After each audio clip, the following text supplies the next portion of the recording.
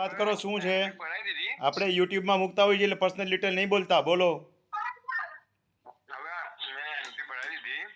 પછી એમાં નામ કમી કરવાની બી એન્ટ્રી પડી ગઈ. બધું થઈ ગયું. મોઢામાંથી પાન કાઢી નાખો ને. હા, મોઢામાં પાન હોય તો કાઢી નાખો ને. ના તો હમણાં જમીન ઊભું છે ને મુખવાસ ખાતો તો. ઓકે હાલો બોલો, વાત કરો આગળ. ઓકે કઈ વાંધો નહીં. અને પછી અત્યારે મેં જે ચાલે છે મેં તઈ પ્રાંતમાં મૈસૂરમાં ને બધી મેં જીતી ગયો. સાંભળો, તમારા ફયુના નામ દાખલ થયેલા હતા, હક કમી થઈ ગયા. હવે એમને તમારી સામે પાછો દાવો દાખલ કર્યો. કેસ તમે જીતી ગયા પ્રાંતમાં અને કલેક્ટરમાં. હવે એ લોકો ક્યાં ગયા છે? મૈસૂરમાં બી જીતી ગયા આપણે. ઓકે, હવે ક્યાં ગયા એ લોકો? સિવિલમાં ચાલે છે. હવે એક પેન લઈ લ્યો હાથમાં, કા દિવાલ ઉપર લખી નાખો રમણીકભાઈ કહે કે આ કેસ તમે જીતશો. તમારા ફયુનો હાથ કેસ આમાં હાલશે નહીં. અમુક માણસોને આદત હોય છે કે હારે તો આગળ હાઈલા જ જાય. એટલી નથી ખબર પડતી કે હવે પાછા વળી જવાય, રોકાઈ જવાય એમ. ઈ કેસ 100% એ લોકો હારશે ને તમે જીતશો. તમારી ફેવરમાં જ આવશે.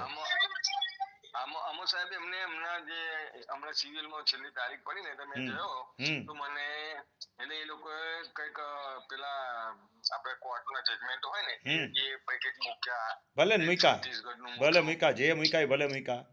કેસ તમારી ફેવરમાં આવશે. અને તલાટી પાસે મેં કાગળિયા કરાવવા ગયો ને તો કોઈ કાગળિયા જીતે સમય 2 વખત તલાટીની ઓફિસ આગ લાગી હતી કઈ.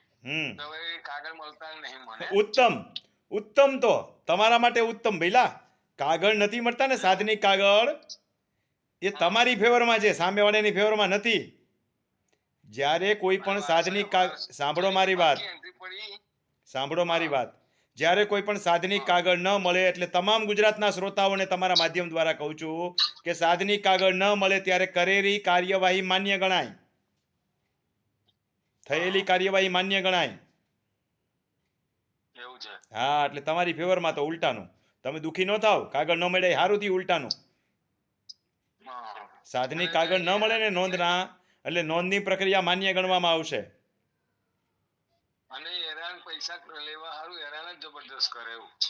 હવે એ તો નસીબમાં માંડ્યું છે એટલે આપણે ભોગવવાનું, બાકી એનું કઈ હાલશે નહીં. આ ભાણિયાઓ કહેવાય, ભાણિયાઓ. જો ઘણા નારાજ થાય છે હું જ્યારે દીકરીની વાત કરું ને ત્યારે. હું દીકરીનો વિરોધી છું જ નહીં. દીકરીને ભાગ લેવાનો અધિકાર છે. હક જતો કર્યા પછી જમાઈ કે ભાણિયાઓ જ એને ચડાવે છે, એટલે જમાઈ અને ભાણિયાઓને અધિકાર નથી એવું હું નથી કહેતો, સુપ્રીમ કોર્ટનું જજમેન્ટ કહે છે.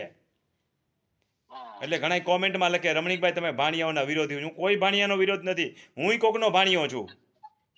સમજાય છે? આ દુનિયામાં દરેક વ્યક્તિ જ્યારે એમ કહે ને ત્યારે દરેક સંબંધ તો પોતાને લાગુ પડતો જ હોય છે, પણ નીતિમત્તા વિરુદ્ધની વાત હોય અને એમાંય તો હવે કાનૂની સિક્કો લાગી ગયો. સુપ્રીમ કોર્ટે કહી દીધું કે નિધિપતિ માગી શકશે, પ્રતિનિધિ માગી શકશે નહીં, એટલે કે બહેન કે દીકરી માગી શકશે, પણ એના દીકરાઓ એટલે ભાણિયાઓને જમાઈ માગી શકશે નહીં. તમારી ફેવરમાં આવશે, બિલકુલ ચિંતા ન કરો. હા, ભલે આવજો. અને મારું અભ્યાસ કરીને મેં કહી દીધું ને એકવાર એટલે કહી દીધું. એ લોટે લીટો સમજી લેવાનો. એમને હું કાંઈ કહેતો જ નથી. લખી રાખજો, દિવાલમાં ક્યાંક લખી લ્યો, કાગળમાં લખી લ્યો. ચુકાદો આવજો ત્યારે મને કહેજો. હા, 100% તમારી ફેવરમાં.